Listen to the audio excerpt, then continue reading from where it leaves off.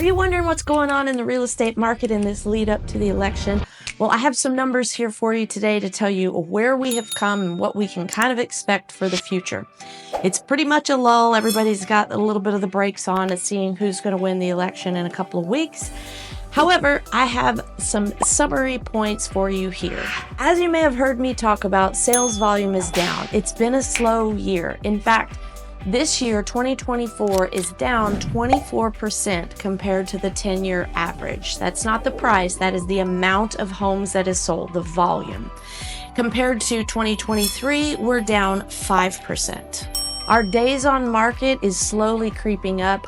We're about 4 times what we were in the peak of COVID, but that doesn't really count. What counts is for the 10-year average, we're about 1.6 times more days on market, and I'll show you the graph in just a moment.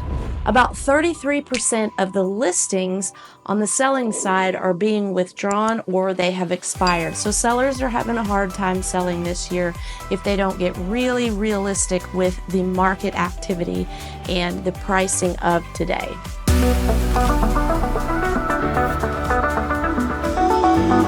Hi, I'm Nicole with Hesitancy, and I can calls and emails just like you. But speaking of pricing, we're relatively similar to 2023. So let's dive into the charts here and I can show you exactly what's going on. And if you need to know specifically about your neighborhood, just pick up the phone and give me a call or shoot me a text or send me an email anytime because I'm always here to help you. All right, let's check out the stats. Okay, so here are our stats, and this is for all of Travis County. So currently our median sale price is $497,000. And this is the graph for the last 3 years. The orange line in the middle is last year, and the dark line on the bottom is this year. And the dark line on top is, of course, the year before in 2022. And you can see how we still had that peak for our COVID pricing. That was our second year of COVID. That was the spring. And that was the last time we saw those crazy multiple offer situations like we saw back then. Buyers are much more in the driver's seat now than the sellers were back then. So as you can see, we've kind of bopped over and under where we were last year. But if we look down here to this average sale price per year, we're at $515,000 for both 2024 and 2023. So we're right on par with where we've been last year. Now, as far as going forward, we've got 3 more months here to report. With the election right in the middle of all that, I expect us to be a little bit below last year because as sale volume decreases, the activity decreases, it usually puts a little downward pressure on pricing as well. I think we'll see an uptick towards the end of the year as we usually do. And of course, depending on who wins the election will depend who is confident about their purchase activity. Up next, we're going to talk about days on the market. It has been constantly increasing over the past few months, suggesting a more sluggish market and a market more in favor of buyers.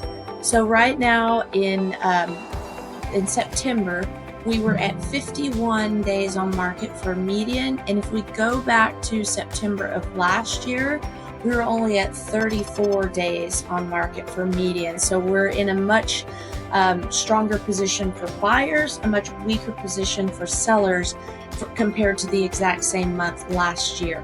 Now you can see these highs here from the last 2 years, and that always happens during the winter months because quite frankly, people just don't buy that often in the winter. So it always does get more sluggish November, December, January, and February. So I expect our days on market to increase all the way through February. And then we'll probably start decreasing starting middle of February and into March and into the spring. We'll have our highest amount of volume in the spring and our best days on market, I would expect, for the entire year of 2025. Unless, of course, the Fed does something unusual and drops the rate an enormous amount. No one's expecting that at this moment, expecting just a few small trickles downward. So have a look at this buyer demand chart here. I think it's quite interesting. This line in the middle is 100% of list price. This pop back here was that spring of 2022, our last little bit of COVID pandemic aggressive pricing, if you will. So at the height of spring in 2022, we were on average almost 107% compared to the original list price. That meant if someone was asking $100,000 for their property, they got about $107,600. Right now, we are at 93% of original list price. So you can see how times have changed. We're in a much more normal market now, whereas that COVID pricing there was multiple offers left, right, and center, and it really drove the price over list price. Now properties are sitting longer, they're getting lower than ask, and that's why they're falling a bit below the original list price. A quick look at interest rates here. We are on about 6.5%, been a little bit up. This is the 1-year view, so we can see we're far better off than where we were in October of 2023, but 6.5% still makes it a little bit out of reach for a lot of buyers. And if we look at our 5-year plan or trend, this is why. We've been spoiled for so long, and we can even look at the 10-year trend and see how long we've been spoiled with these low interest rates. And then all of a sudden we're here up in the 6s and 7s like we have been over the last year. It's just a hard adjustment for a lot of buyers to make. But overall, historically, 8% is average. So we're still on the good side of average, but when you look at it from this larger view, it's pretty painful for buyers at the moment. That's another reason they're sitting still, in addition to the election. For our last grid here, we are going to compare just look at the cities overall, and this is year to date compared to the same period of last year. So as far as Austin goes, that has had the most sales in the cities in Travis County.